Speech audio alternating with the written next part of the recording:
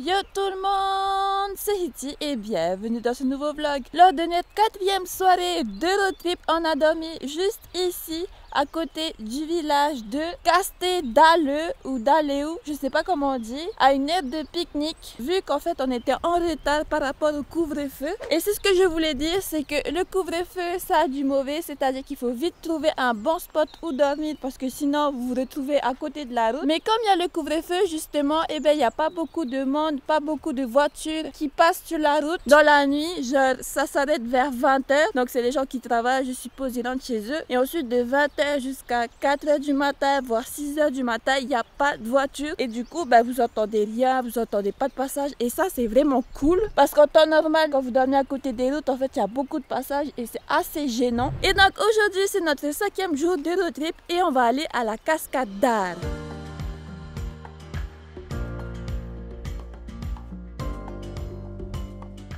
Les gars, on est arrivé au commencement de la cascade d'Ar, donc on peut se garer juste à côté du chemin de randonnée. Donc il y a à peu près 3,5 km pour arriver jusqu'au point de vue en face de la cascade d'Ar. Et apparemment, sur le chemin, on est susceptible de croiser des ours sauvages parce qu'il y a des ours dans les Pyrénées ariégeoises. Ça, je savais pas. C'est vraiment sympa. Et comme il est 8h du matin, on est tout seul à commencer cette petite randonnée aussitôt. Donc ça va être super sympa.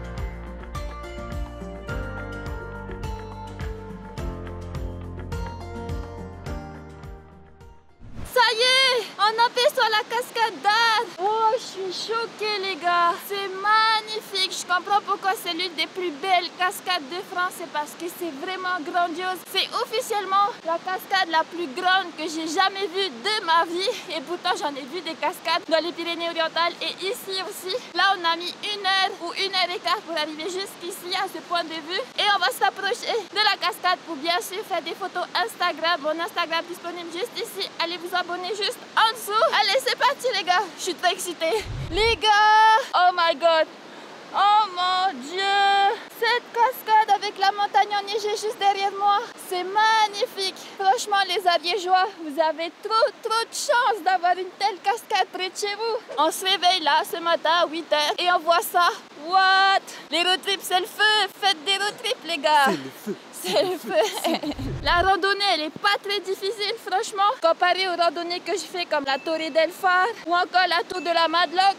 C'est une randonnée très accessible. Je conseille à tout le monde de venir ici. Les familles, c'est facile, il n'y a pas trop de danger, à part vraiment les ours. Mais comme il y a écrit sur le panneau, si vous faites du bruit, les ours vont s'éloigner et du coup, ils ne vont pas venir vous embêter parce que les ours sont craintifs par rapport aux humains. Bon, nous, on en a croisé 2 un petit peu dans la forêt, mais je pense que c'est parce qu'on est tout seul aujourd'hui. Il n'y a personne d'autre. En même temps, c'est un peu couvert, tu vois. Comme on n'avait pas de 4G, on n'a pas pu checker la météo. Bon, du coup, on va profiter du spot et ensuite, on va retourner à la voiture et on va aller à une autre cascade, la cascade de l'Artigue. C'est pas sûr qu'on fasse la randonnée jusqu'à la cascade de l'Artigue dans ce vlog-ci parce que les gars, on est morts quand même.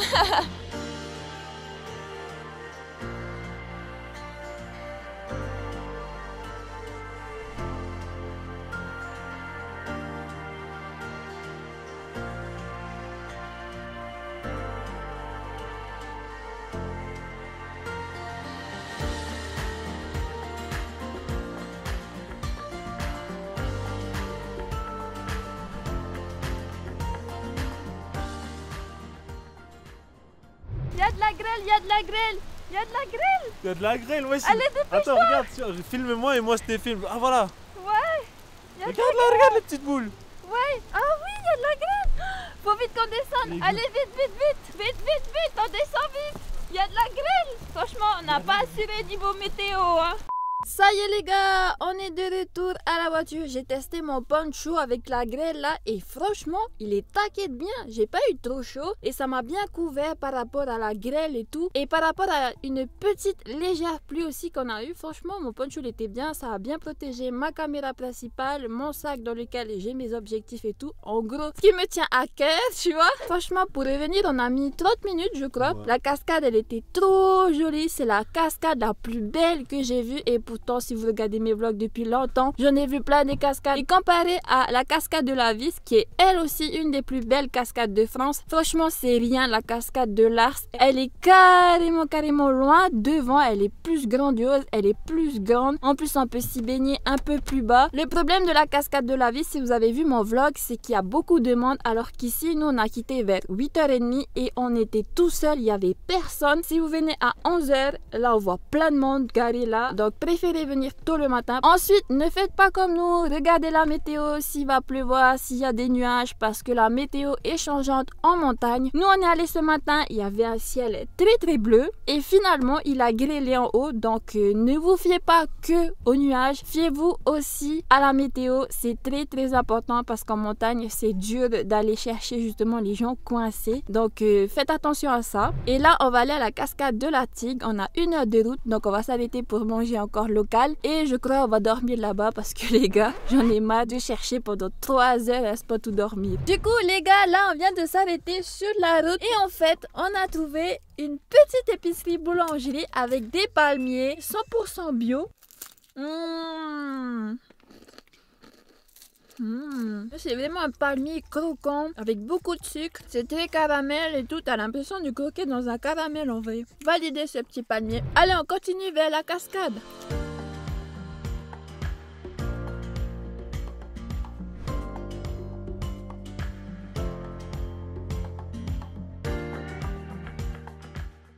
Les gars, là on est actuellement en train de traverser le col de Port et derrière moi en fait il y a des montagnes enneigées et on pense qu'il y a du sable du Sahara qui s'est mélangé à la neige parce que ça a rendu un peu rose, un peu marron et pas du tout blanc comme d'habitude. Bon, en même temps il fait pas très beau, mais waouh que c'est joli. Franchement on a bien choisi notre moment pour venir jusqu'ici. Par contre il fait froid, du coup je l'ai tourné vite à la voiture.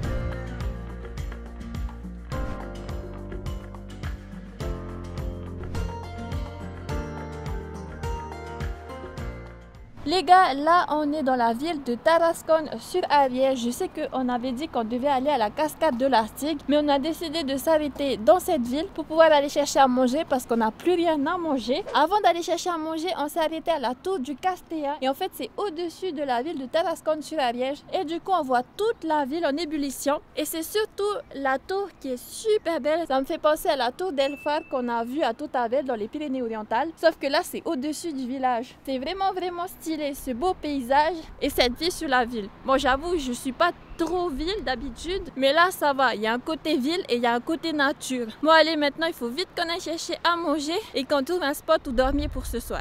Ça y est les gars, on est arrivé au parking de la Tigre. Alors on va pas dormir ici, on a trouvé un endroit plus calme vers le bas où on va dormir tranquille et manger. Et ce qui est impressionnant depuis le parking de la Tigre, c'est la montagne enneigée, toute marron à cause du désert du Sahara. C'est un truc de fou. Vous vous rappelez, je vous ai montré sur la route justement une montagne enneigée avec ce sable-là. Et ici, c'est la même chose.